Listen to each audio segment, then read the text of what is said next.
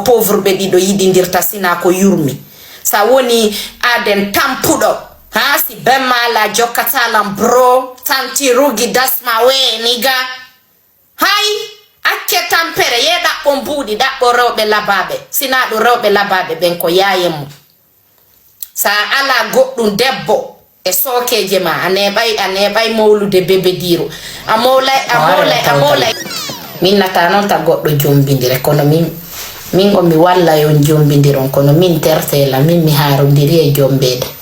Salut ma sœur, je peux te demander stay woni nako hulbini nako satti nako yakkida way lallanda de mon frère hartano mi haɓɓirini sukundundu labanaka nan billahi labanaka nan fes moy hara mi wawa hippagol kepi. C'est quoi le sujet?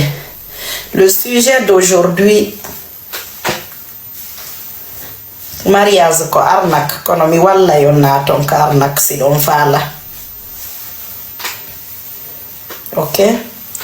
Kala mo jomba ka mariage ko arnak.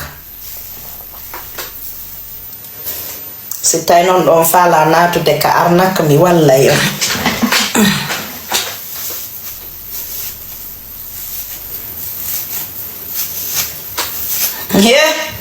Kal cukulando kadi kondi hay kal ala juutude kal kondi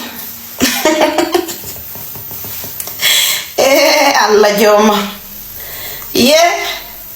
moyno no la nyande go sukundo andum fo nyaamo tono minna ena mo feno jaka dum kadi no hewti to tagado mi tuubi tawa e sukundo ala Allahu akbar kabira wajima mi yetti mayo Allah ko tagilan tagi de nyanneji jinna wakeje kulle wudade subhanallah.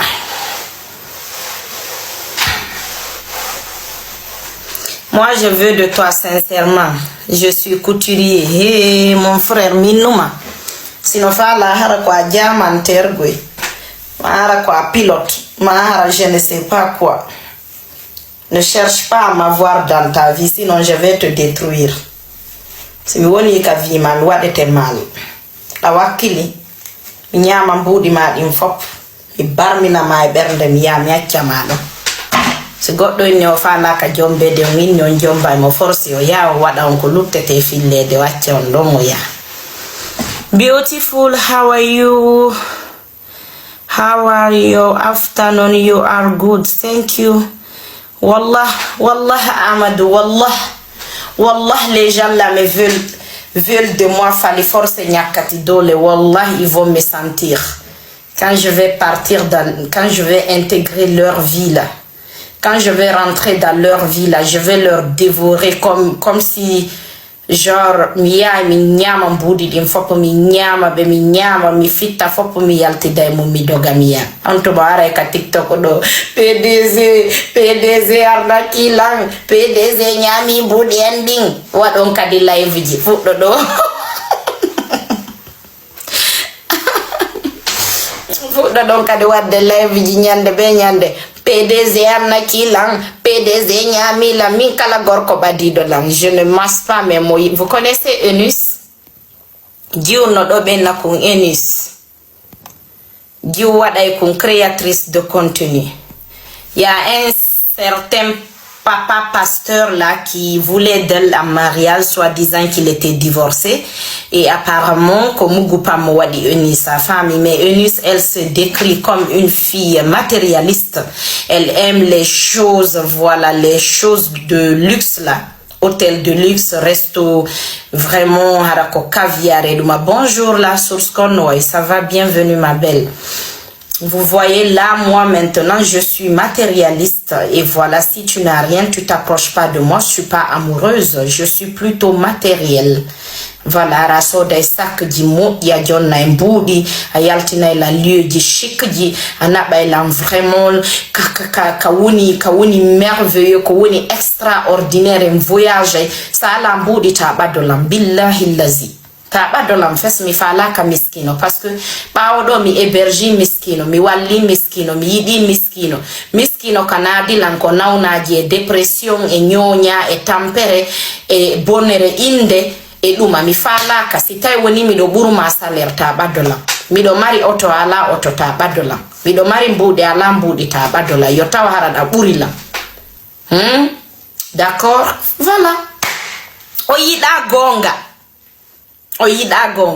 aso dan talam pade aso dan talam auto Range Rover wal aso dan talam Ferrari wal aso dan talam Bugatti wal aso dan talam les voitures de la dernière génération full option ara do inala je t'aime quoi si on aime quelqu'un mo yidi ma onafete nyama nafa mako ka nyama mbudi mako din nyama energy mako yara mo yakaji den surbo dandi andali bato porolongon kajato kadide c'est que o yilti la ngai ka before kiti tonta parce que andi ono mi anda ko no mi wada tanga kito mi dara demande jidin ta o inno do mi jawno mo j'espère que harayda motivi mon frère sinadum haray jawgol.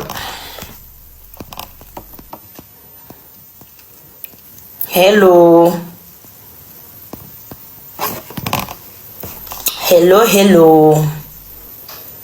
Awagassi. Le mariage n'est pas une arnaque mais une obligation religieuse basée sur l'amour et le respect. Selon toi, le mariage n'est pas une arnaque mais une obligation religieuse basée sur l'amour et le respect. Selon moi, le mariage c'est une arnaque. Si par exemple l'homme est pauvre, c'est une arnaque. Quand l'homme n'arrive pas à subvenir à tes besoins, c'est de l'arnaque. Quand l'homme n'est pas viril, n'est pas respectueux, n'est pas responsable, c'est de l'arnaque. Parce que l'homme est là pour t'utiliser à ses fins près. Et quand il aura tout, il va te jeter comme une merde pour aller chercher une nouvelle proie à dévorer. Voilà. Selon moi. Le goût de ça... On dit que l'amour c'est pas la commerce, on dit le commerce mon frère. D'accord? L'amour c'est le commerce, l'amour c'est le matériel, l'amour c'est le pot à pot, l'amour c'est l'intérêt. C'est l'intérêt qui lie les hommes, pas les liens de parenté mon frère. De nos jours, ça nafatala mi nafatama, nafako amola comme ça c'est maone. Oreye ma on hasika harada reva donc aboye soudade de kudaje yete de baraban. Aboye sudade aboye sodo dene bebe diru burdu jandu dendu warko dandun don jemma on peto ko mi woli no minni are mi huma na on dewle dabbe mbudi mi ara mi wona na on sabu hebon jube neibe lababe fotube don habbiti ko yummirabe ben jokkoto jokke yummira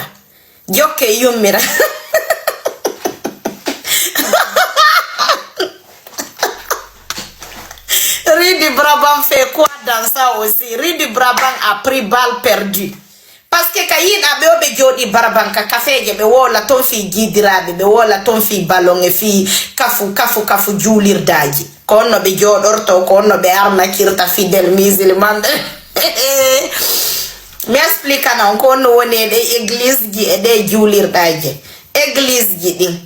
Ko tombe yata be kafa ton i dimji benna les fidèles café Jésus Christ no yidi on ka julirde benna café fi sabilillah be jetta fo be moba be ukka ka jifaji mabbe be ya umra be darna ciudi be ya de goje mabbe den ka hotel ji be wada krakra hayyona be ara benna Allah dali nula do maki jabe tampere.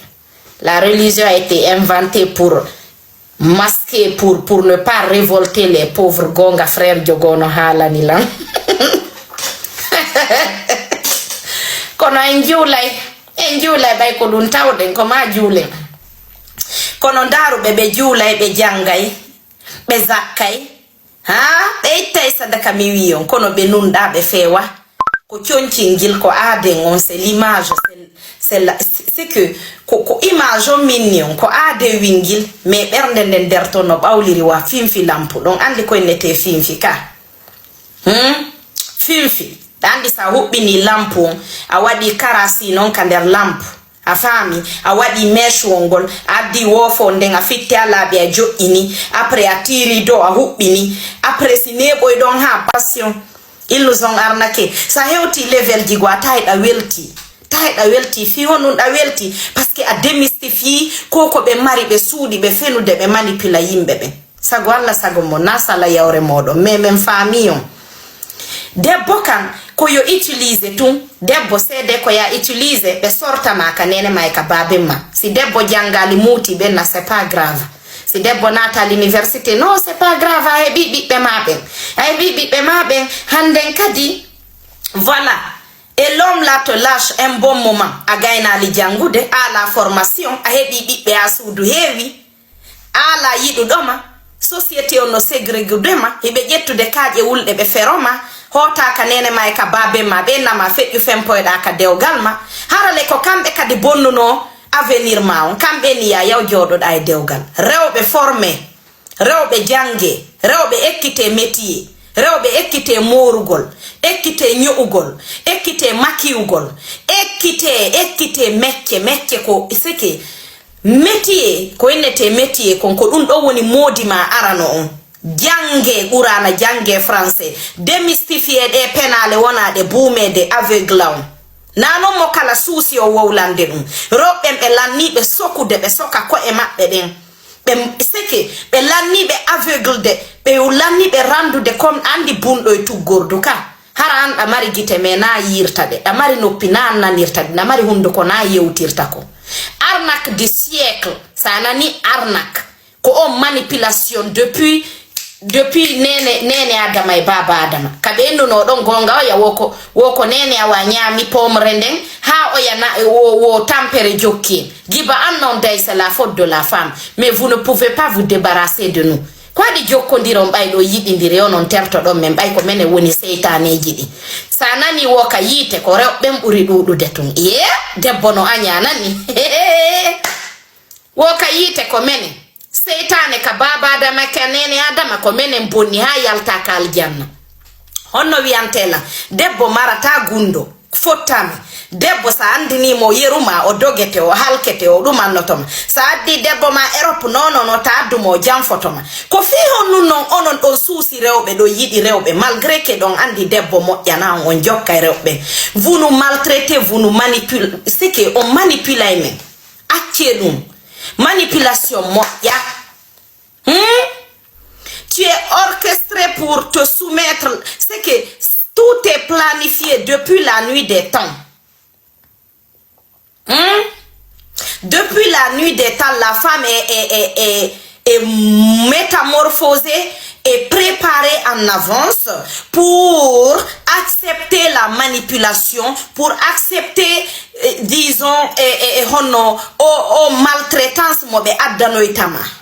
Tu vois kodon nana tagi bakon apay kuntaw sa heba ma be na koto ma no buruma am parce que koto ma ronay be fuddo ma taw maltraitude psychologiquement gibaka on apay ku be naye odo ko duhido odo ko suddido odo ko sonnajo odo ko jiwo be mari halaji sonnajo duido suddido jiwo duma debbo yummirawo nenirawo be mari hala woy terme woy tonko be utilisata benna debbo a woni wo sonnajo si a jabi modi ma jomba nayo a woni wo sonnajo si a jabi welegol hara modi ma ay sittali dépense surramo a woni sonnajo wo sa jabi sinama ara lokkita ma e dure hara an a yottaki acca joddi ndi nyande mayda goto e men mayali andi koni lahara hara anduno moƴƴere no e nder o laakara koko anduɗa araɓe yeɓe artiɓe yii vérité on hakkunde e Allah taguɗo law ɓe wolantano en ɗum ɗon kadi ko parce que goto ma yaali ton ko urɓa peut-être ɓe sunnoyama peut-être ɓe sunnatama fiyon no hay nulaɗo meɗe Muhammad sallallahu alaihi wasallam landano ñandego ko honno fi ñande woni o wawana hoore mo ñande faati ɗon benni mi tefano yey wobbe kono min tigiri e hoore am mi wona sûr et certain mi nato yey aljanna jonnon toi et moi on est qui pour s'auto juger pour se juger les unes contre les autres.